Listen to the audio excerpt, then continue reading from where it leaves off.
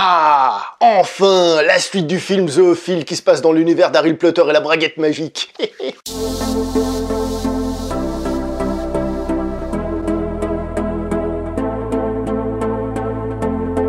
Bonjour à vous les cinéphiles et bienvenue pour cette nouvelle critique en post-projection. Il va être aujourd'hui question du film Les Animaux Fantastiques numéro 2, Les Crimes de Grindelwald, toujours réalisé par David Yates qui n'a fait pratiquement que des films Harry Potter, quoi, à partir de l'Ordre du Phénix. C'est un peu Monsieur Harry Potter au cinéma. C'est toujours écrit par J.K. Rowling, et au niveau des acteurs, je vais faire simple, après je vais revenir par étapes, on prend les mêmes, on rajoute Jude Law, on rajoute Johnny Depp, et on enlève quand même Colin Farrell, parmi les plus connus. Voilà. Pour ceux qui, comme d'habitude, ne voudraient rien savoir à part un ressenti général, ben moi je vais lui donner la petite note de 7 sur 10, en fait comme le film précédent, parce qu'il a des qualités en moins que le film précédent, mais il a des qualités en plus que le film précédent.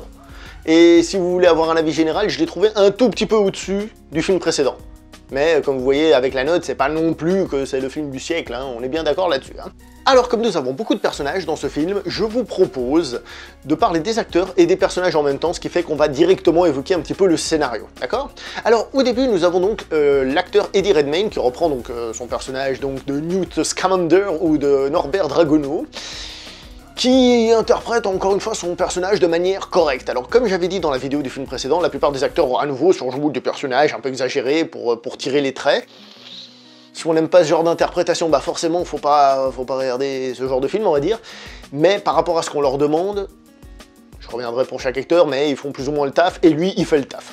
Le personnage est un petit peu plus intéressant que dans le film précédent. C'est un personnage qui s'étoffe un petit peu. Par exemple, maintenant, il a un frère, il y a aussi sa relation avec Dumbledore, qui était déjà citée dans le premier, qui est un petit peu mise en avant. Elle manque un petit peu de développement pour qu'on comprenne vraiment pourquoi est-ce que Dumbledore l'apprécie autant. Mais bon, c'est un petit peu présent, etc.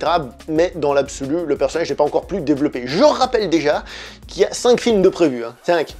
Donc il y a le temps, peut-être que certains personnages vont se développer par la suite, etc., etc., un peu comme d'ailleurs dans la saga Harry Potter, qu'ils en gardent dans le coffre pour sortir tout ça le moment venu. Catherine Waterston, qui fait une interprétation, comme j'ai dit, correcte si on accepte le personnage. Par contre, disons les choses comme elles sont, son personnage, il est inintéressant à souhait, je veux dire, il a pratiquement pas évolué, il dégage rien de spécial. Il y en a qui dégagent pas, comment dire, qui n'ont pas de background et tout ça, mais que le personnage en lui-même, il dégage quelque chose.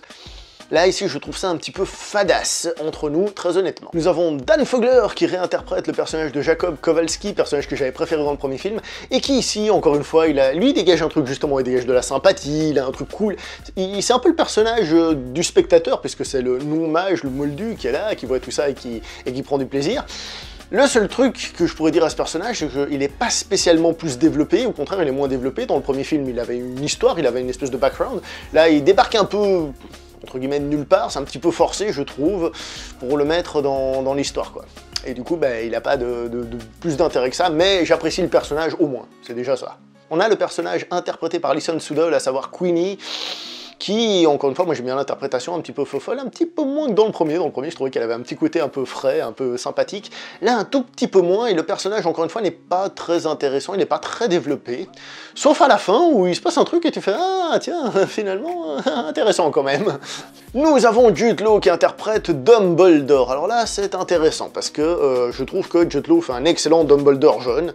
Il a vraiment une certaine classe, une certaine présence, etc. Alors évidemment, c'est pas le Dumbledore de la saga Harry Potter. Enfin si, c'est le même, mais je veux dire, c'est pas la même époque, c'est pas la même maturité, c'est pas la même manière de bouger, c'est pas les mêmes costumes et tout ça. Et donc, il interprète un excellent Dumbledore. Est-ce qu'il ressemble à l'autre dans sa manière de bouger et tout ça? Je suis pas un expert, je vous rappelle. Mais en tout cas, l'interprétation qui ici est faite est très correcte. J'aime beaucoup. Nous avons aussi Johnny Depp, qui fait évidemment le méchant Grindelwald, excuse me, qui est excellent. Il est excellent. Alors bon, déjà, il est grimé d'une manière à donner quelque chose, mais ce qui est intéressant, c'est qu'il joue bien la carte, vous savez, du grand méchant, non pas le grand méchant parce qu'il fait des choses très méchantes, mais parce qu'il parle, parce qu'il réunit les gens, il a une aura, un magnétisme. D'ailleurs, je trouve que son design, il fait un peu serpent, vous savez, un peu hypnotique comme ça, qui vous attrape. Il a un côté justement séducteur des foules, qui ramène tout ça. Alors, il tue quelques personnes, au début du film, vite fait, à la fin, il y a un petit truc, histoire de faire genre, évidemment, sans violence, hein, mais il a ce côté qui est intéressant, que c'est pas juste, voilà, il est méchant parce qu'il est méchant, il représente une espèce de menace intéressante. Évidemment, je tiens quand même à préciser qu'il n'y a pas de quoi gagner un Oscar ni pour lui ni pour Jude Law, mais pour dire que ils font bien le taf et je suis assez content à ce niveau-là.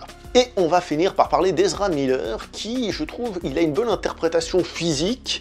Le problème, c'est que pendant tout le film, il tire toujours la même gueule, et je trouve que c'est un personnage unidimensionnel. Pendant tout le film, il pense qu'à un seul truc, à une seule chose. Alors je peux comprendre, en effet, que ça le travaille, etc., mais en fait, il fait toujours la même chose pendant tout le film, il n'est pas très intéressant, et qui plus est, il se refait manipuler par Grindelwald, comme dans le premier film.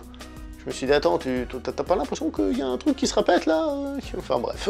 Alors pour faire simple, et je généralise par rapport à tout ce que je vous ai dit, des interprétations correctes, sans plus pour la plupart, mais des personnages, pour la plupart, vraiment peu intéressants. L'intérêt vient plutôt de l'action, des péripéties qui se passent dans le film, et du sujet qui est dedans, qui, malgré qu'il ait été déjà vu, disons les choses comme elles sont, puisqu'on va parler du scénario, ça fait un peu simili X-Men. Alors je parle souvent d'X-Men dans mes vidéos, c'est pas que ce soit la seule histoire qui a déjà parlé de ça, mais c'est une histoire qu'on connaît au cinéma depuis un moment maintenant, qui est très populaire, et qu'on a vu retravailler encore et encore. Et là, je trouve que dans ce film, on est encore dans un simili X-Men. Ça reste intéressant, mais c'est du déjà vu, hélas.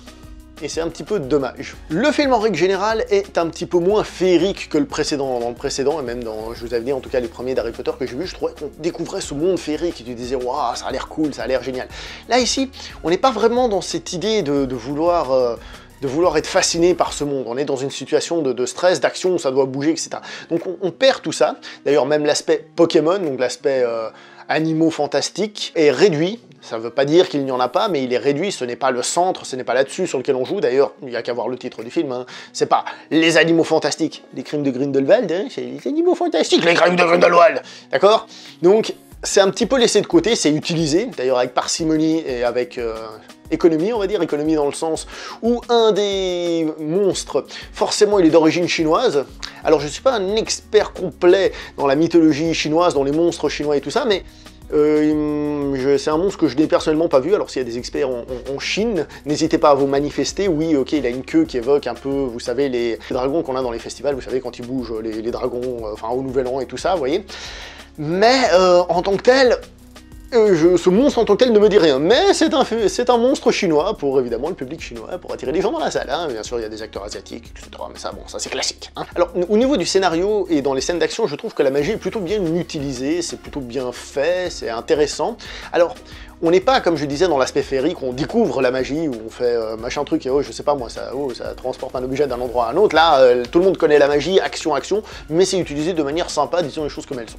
Par contre, le film, il fait 2h15, et personnellement, j'ai trouvé qu'il était un petit peu longuet, qu'il tire un petit peu en longueur. Alors, je me dis que c'est parce qu'ils doivent faire 5 films, je me demande s'il n'y a pas un peu le syndrome Hobbit, vous savez, genre...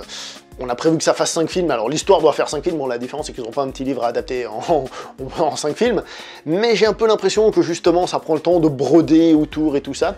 Peut-être que ça va se révéler au fur et à mesure des films des choses importantes et intéressantes, mais à l'heure actuelle des fois on a l'impression que pour aller d'un point A à un point B, il passe par d'autres endroits, et c'est un petit peu dommage je trouve, de sentir ce côté ouais il faut que ce soit long quoi.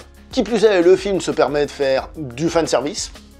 Alors, encore une fois, peut-être que ce fanservice va devenir utile par la suite, mais pour le moment, j'ai trouvé qu'il y avait des personnages qui sont pas très intéressants. Je pense à Nagini, ça dépend comment vous le prononcez, le serpent, hein, qui est là.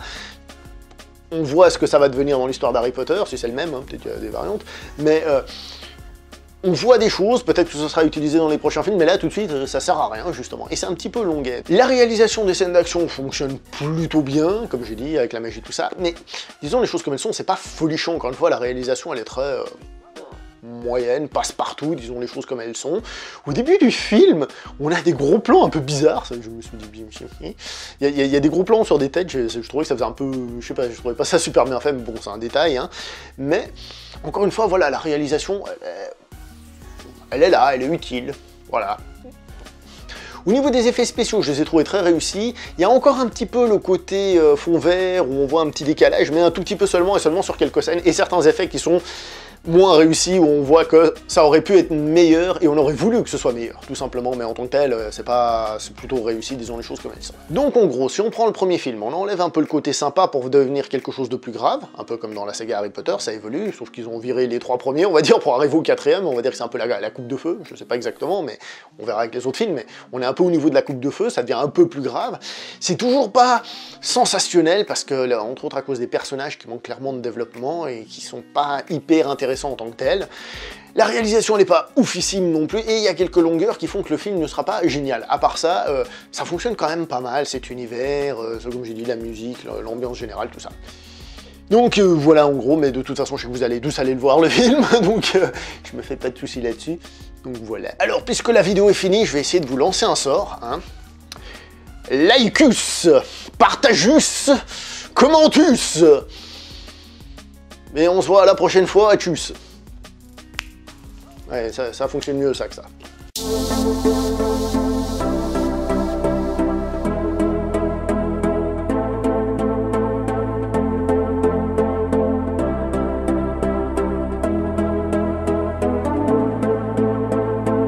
Eh ouais, Paris c'est magique, quand il y a des sorciers anglais qui débarquent.